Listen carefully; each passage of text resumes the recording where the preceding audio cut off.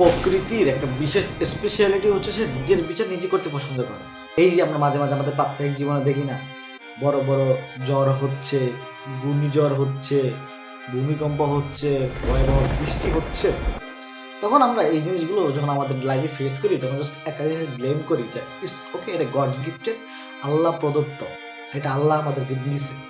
কিন্তু এটা আমরা কখনো নিজ থেকে বেশি করতে চাই না যে এটা আমাদের নিজস্ব হাতের কামাই, আমরা প্রকৃতির বিরুদ্ধে কাজ করছি বিদায় প্রকৃতি তার নিজের সাজা আমাদেরকে নিজ উপায়ে দিচ্ছে, এটা আমরা কখনো বিশ্বাসই করতে চাই না। দ্যাটস ওয়াই বারবার আমরা প্রকৃতির বিরুদ্ধে যে কাজ করি, প্রকৃতি তার বিরূপ প্রভাব আমাদের উপর সৃষ্টি করে। আসলে আমার বলার বিষয় হচ্ছে প্রকৃতি না, সেটা বলতেছিলাম বাংলাদেশ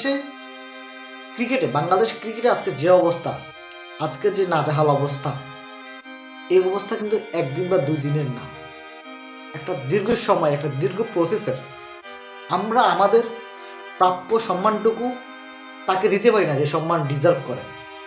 আমরা যে প্লেয়ারটা আমাদের দেশের জন্য এত কিছু করলো, আমাদের দেশকে বিভিন্ন জায়গায় রিপ্রেজেন্ট করলো, অনেকে জাস্ট আমাদের দেশকে চিনে জাস্ট সেই প্লেয়ারের নামে। আজকে জাস্ট তার অতীত বলে গেলাম, তার ইতিহাস বলে গেলাম, সে আমাদের জন্য কি করলো, সে আমাদের জন্য কি বয়ে আনলো, সব কিছু জাস্ট আমরা তার মুহূর্তের মধ্যে ভুলে গেলাম তার সামান্য কি 6 মাসের কার্যক্রমের জন্য। বলছিলাম বিশ্বসেরা অলরাউন্ডার সাকিব আল হাসানের কথা। সমসাময়িক সময়ে একটা জিনিস অনেক বেশি কথা হচ্ছে, বাংলাদেশ ক্রীড়াঙ্গনে কে সবচেয়ে বড় স্টার, কে সাকিব আল হাসান নাকি হামজা চৌধুরী? এই প্রশ্নটা যখন আসে তখন নিজের মাঝে অনেক বেশি ব্যথিত অনুভব করি।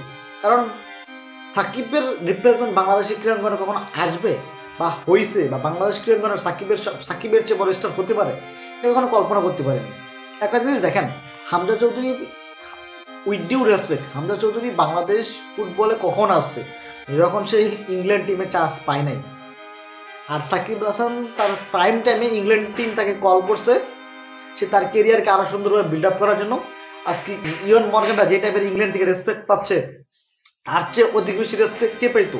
সাকিব আল হাসান পাইতো, যদি সে ওই টাইমে ইংল্যান্ডের কল রিসিভ করতো।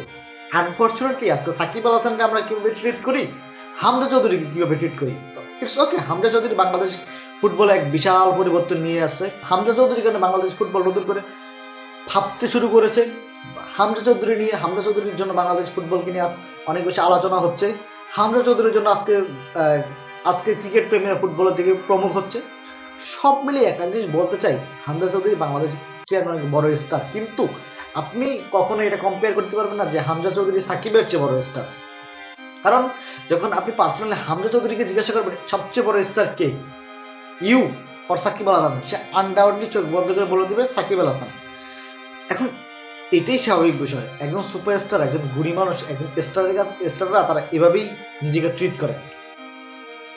তো যে জিনিসটা বলতে চাইছিলাম, আজকে জাস্ট সাকিব আল হাসানের জাস্ট 6 মাস আওয়ামী লীগের এমপি ছিল, জাস্ট ওই কারণটার কারণে আজকে সাকিব আল হাসান দেশে আসতে পারতেছে না, দেশের হয়ে খেলতে পারতেছে না।